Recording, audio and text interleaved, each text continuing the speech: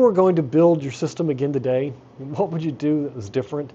This always comes down to what are the things that cost you a lot of money would you change? And so it's kind of a, I've built multiple solar systems, and along the way I've made some mistakes. I mean, we're all human, we all do it. If I could start over, what would I do differently? And when I was building the content for this, I started coming up with a list of items that I could do, things that I would do differently. And I'll probably think of a few more while I'm here, because you end up with so many regrets. At the same time, there's so many things that went right that it depends on how you want to look at it to what you want to do. I'm going to go ahead and change the QR code here to, if I built it now, the links for that one. And to be honest with you, I'm not even sure I remember what I put in this QR code. So, and I'm sure I put in a list of different things that pertain to some of my regrets. So the first one was, by no means is this a complete list of things I screwed up, but it is a fun list to go through. Batteries. I'm going to have to say that was my first one. I bought 3 Life Power 4 batteries when I first started, and I bought the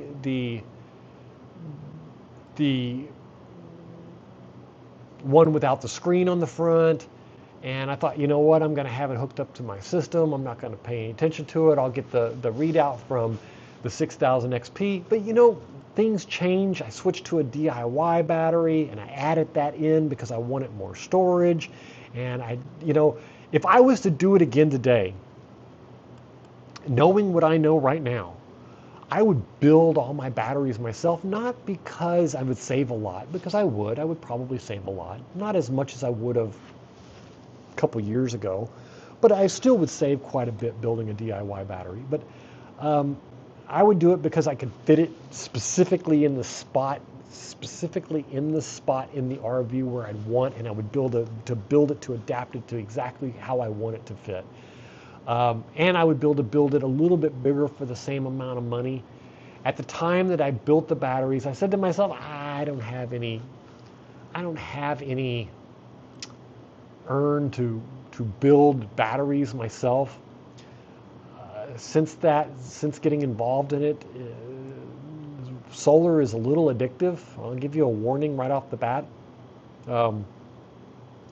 It's very addictive, and so that would be one of the things that I probably would do differently. Not because specifically I made any mistake with the battery. I would buy the battery with the screen now, with the status on them, so that I could see what the screen was.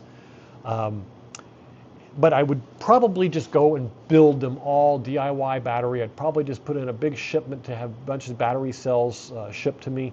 And I probably would even maybe go with those new MB56 cells, which are huge battery banks, a 30 kilowatt hour battery bank for one battery. And I would probably go a little bit bigger. I got 30 kilowatts of battery now. I would probably mount it in the front of the RV and probably have to figure out if I could actually support the weight or not. But that would be one of my biggest ranks, is that I ended up mixing all my batteries, the 2 different types, and I probably could have done it once if I had paid a little bit closer attention to how much battery power I need, paid a little bit closer attention to the audit that I performed on the RV. I did do an audit and replace all the air conditioners with mini splits and stuff before I did the solar, so that I kind of knew what it was. And it worked exactly the way I wanted it to work.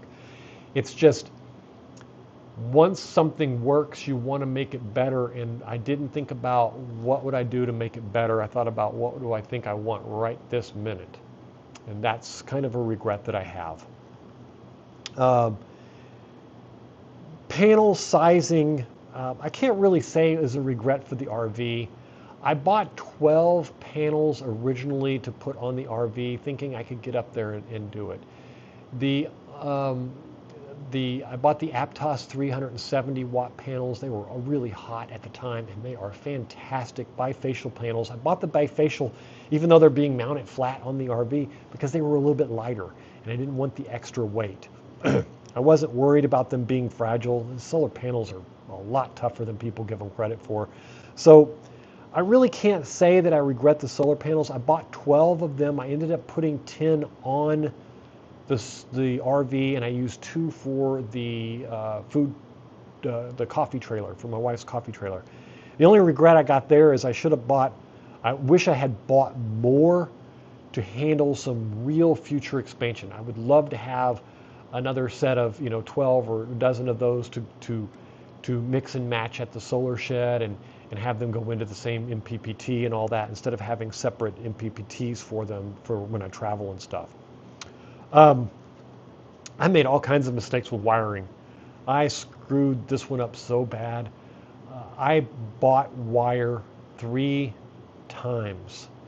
And the simple fact is that it's very easy to see something and to jump and say, oh, well, if I order this, I can get it, quickly and fast. And what ended up happening is I ordered wire, and then when I got it in, I realized it wasn't big enough, so I ordered more wire, and then when I got that in, I realized it was copper clad, not copper. And so I had to order it again. And each time we're talking, hundreds and hundreds of dollars of wire. Wire's not cheap, and it was a pretty bad mistake. I screwed that one up pretty bad. I think back to all the now. The upside to it is since then I started doing a lot of videos, and I've used a lot of the wire for other systems. And for those of you who watched the Solar Shed series, you saw one of the pieces, the aluminum clad wire that I used, the copper clad aluminum wire that I used in the building of the Solar Shed on a 12-volt system, and it simply couldn't handle it. And that's why I ended up buying wire a second time. I had to replace it with another piece of that wire that I had bought on the third time. I used some of the wire that I bought the first time in that same build for running the charging cables from the charge controller. So I've ended up using a lot of it, but not because I chose to purchase it, but because I accidentally, because I bought the wrong damn wire and I had to live with it. So that one, it was really bad. Inverter, I can't say I have one regret. The 6000 XP is a fantastic inverter. It fit the RV perfectly. It fits the power needs perfectly. I have no regrets with that one. The charge controller that I put in the RV for running secondary panels, I should have bought a much bigger one. I recently bought a big Victron charge controller to replace the one in the RV, and a future video will be about that. I wish I had done that right off the bat. Reason being is the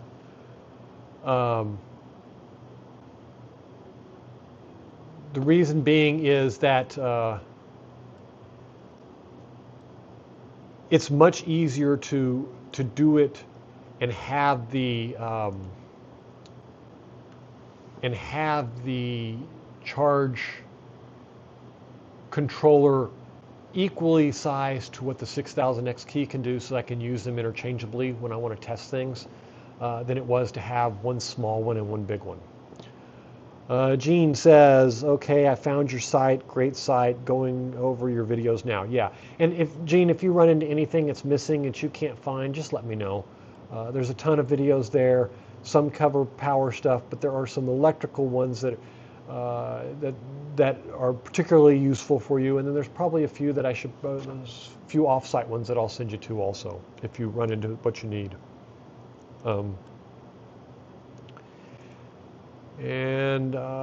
Let's see. So monitoring. Now, this is one that I had almost immediate regrets for. So I thought, I'm going to go over here. Let me just get logged in before I do it so I can show you this.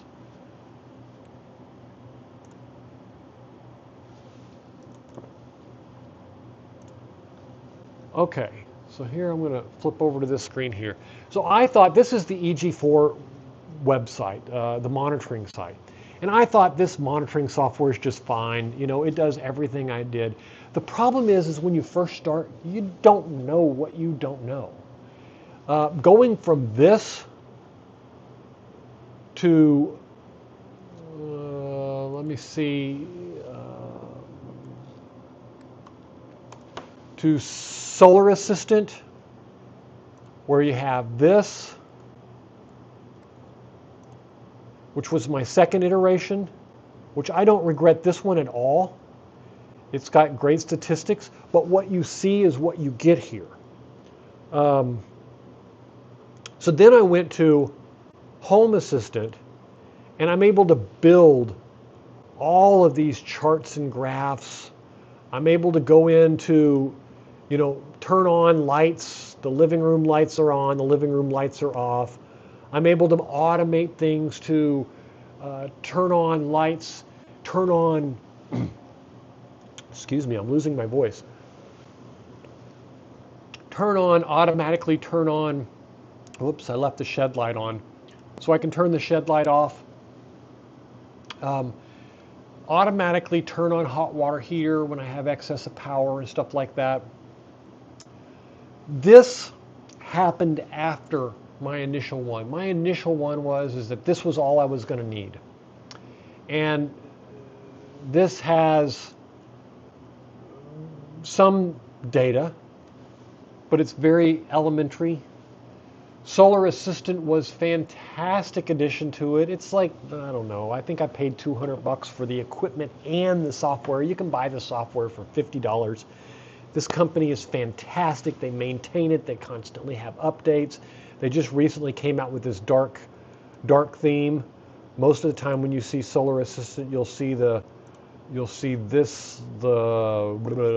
light theme like this. So for years it was just this light theme, and they just recently came out with a dark theme. So that was an immediate addition, probably 2 months in, that allowed me really good solid monitoring. Now I link my batteries into this, my EG4 batteries, and we talked about my regrets of my batteries. They link into this, which feeds into my Home Assistant. And if I come over here, you'll see I have my EG4 batteries here, which is feeding from the Solar Assistant because they're hooked up through the RS485 comms. And my 6000 XP runs off of voltage because I also have a JK BMS battery that I DIY and built. And there's a video for that you can go out and look at also. But you can see here, I can monitor all the cells and I can monitor everything from this. But so that's one of the regrets, really a big regret that I have is the monitoring, that I didn't get involved in it a little bit more early.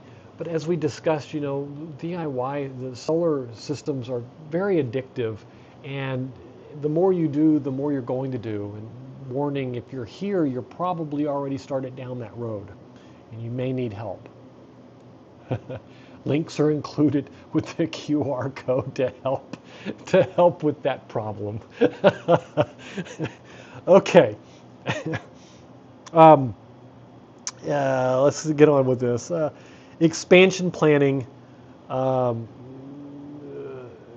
This is an easy thing that I regretted. I didn't leave enough room for expansion. Fortunately, it's a DIY system, so I was able to expand it because by nature it's built that way. But I really planned on running exactly what I had and didn't think a little bit outside the box of what could possibly happen if I did have extra power, if I did have solar, and I didn't have to worry about an electric bill, and I wasn't paying for it, and it was free. How much more would I want? That's a big one in the house. That happened before I moved into the RV. I have a house with a solar system there too. And that is something that is really difficult to grasp. When you have so much electricity that it's going to get wasted because you have no more space in your battery to store it, what do you do with it? And that's a question that you have to ask yourself. Do you run a pool heater Do you run air conditioner or dehumidifier that you wouldn't run? Do you, what do you do with that extra power? You hear it referred to as dump loads. How do you dump the loads of that extra power, and where does it go? What are you going to do with all that power that you wouldn't normally have if you were paying for it?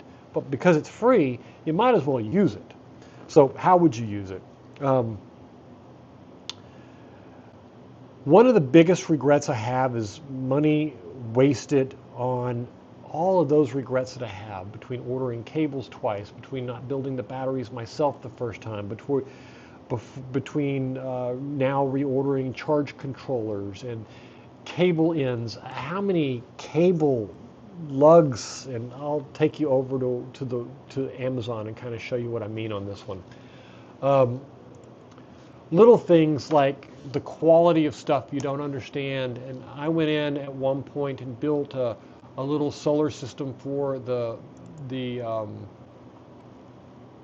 food trailer, and I made so many mistakes on it. So let's take a look at this. Let's see if I can do this. So you'll notice here that these are pure copper lugs, and the 4/0 5/16 connectors. There's 10 of them in here. That means they run $2.12 a piece. And you come over here and you got 10 pieces for 1/0, and they're, tinned copper lugs, which is good, meaning that they're pure copper with tin, meaning the marine grade style stuff. Really good. But if you just go in and you say battery lugs, you'll find kits like this where the battery kits, the lugs are, pennies on the dollar. And there's 230 lugs here for $69. And these actually don't look too bad, but you'll find a lot of these where the lugs themselves are hollowed out, and they're not made of copper, they're made of some other aluminum or something along those lines. And so copper ring terminal adopts safer close. So these are actually closed in and flared correctly. So these may not be too bad. Of course, now that I'm looking for one that I want to show you, there will all be good quality. So you can see these. These have holes here. These are not solid copper.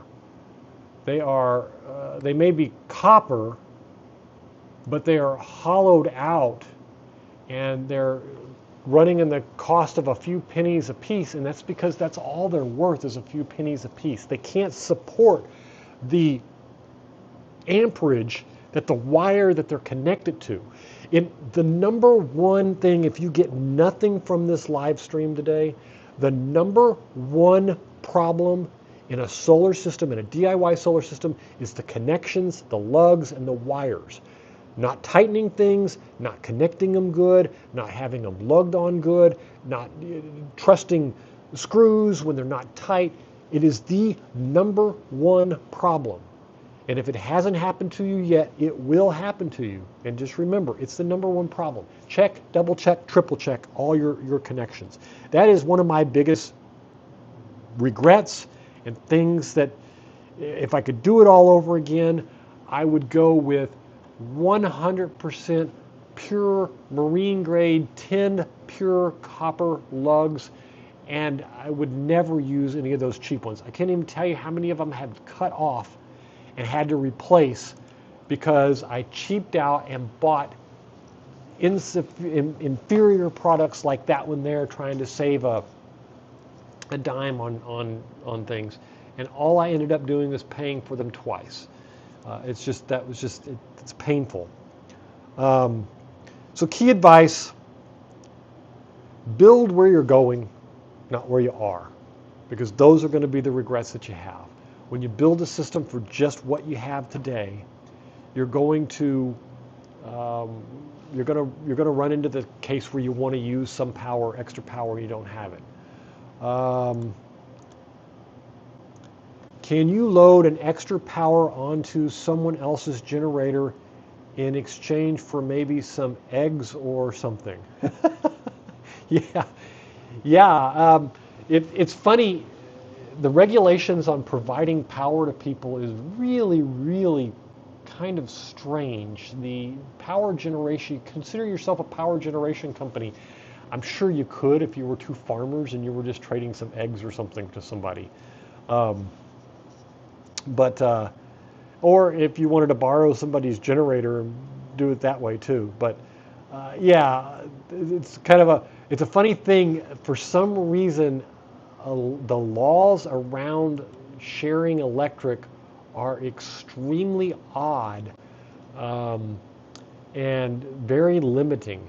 And I'm not sure I understand. I don't know the history behind it. It would be an interesting subject to go back and to investigate why the laws around there are that kind of written that way. But basically, the way I interpret them, and I haven't looked at them in close details in years, but they basically say you are not allowed to provide electricity to a company, provide electricity to anyone.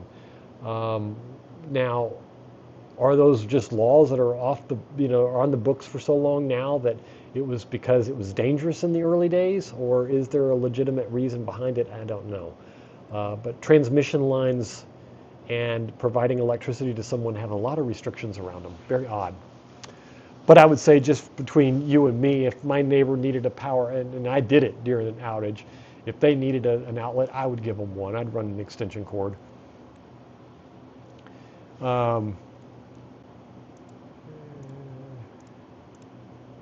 Yeah, power companies would be pretty touchy about anyone sharing in their electric. In Georgia, we can't get paid even if we put it back onto the grid. Wow. Now, see, I've got a net zero in my house, and it basically is practically a 1-for-1. I put 1 watt in, I get 1 kilowatt out, which is kind of nice. I don't suspect it'll last very long, though. I suspect that the company, they'll find a way to end it, just like they've done in many other places where you give them one and you give them one, they give you a 5-cent credit, and then they charge you 15 cents to use it.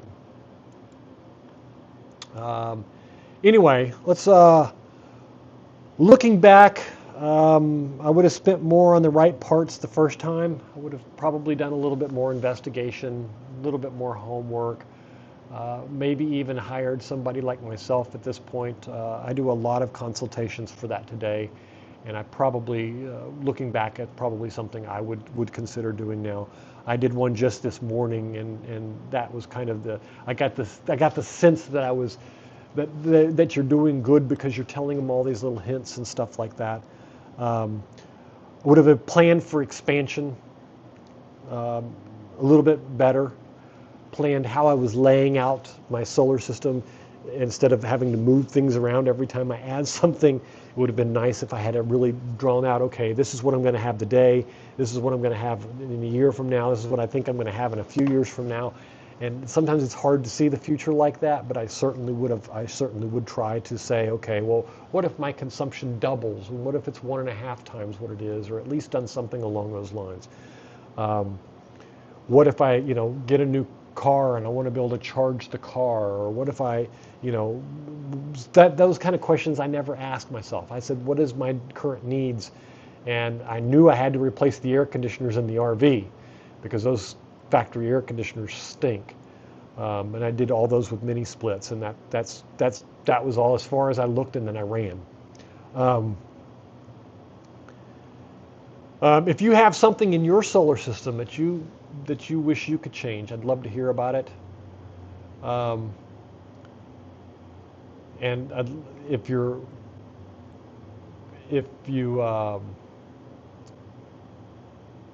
sorry, lost my train of thought there. If you have something in your solar system that you messed up, or that you would look back and you would like to redo, I'd love to hear about it. I love hearing these things, and sometimes they spur ideas for videos for me and stuff like that. So I'm constantly looking for ideas for videos, so always your comments are welcome. I enjoy the comments more than I enjoy making the videos sometimes. So please feel free, good or bad. Be polite, but be demanding. I'm okay with that. I've linked a bunch of stuff in the where is it? Over here. I've linked a bunch of stuff in this, different solar systems, different kits and stuff like that. They're almost all affiliate links. I do make a little bit off of it. It does help me pay for a lot of the things that I build. I've got a huge number of cool upgrades to the solar shed coming. We are going to do a 24 volt upgrade. We are going to do a big 48 volt solar shed very soon. I've got a couple of inverters burning a hole in my pocket, and I'm sure there's a lot of people looking forward to that video. Anyway, these were all the wonderful things that I learned, and I wish, and I'm sure there's a dozen more that I'll think of after this. And I would love to hear yours, and hopefully I've saved you some of the pain of some of the things I went through. If you have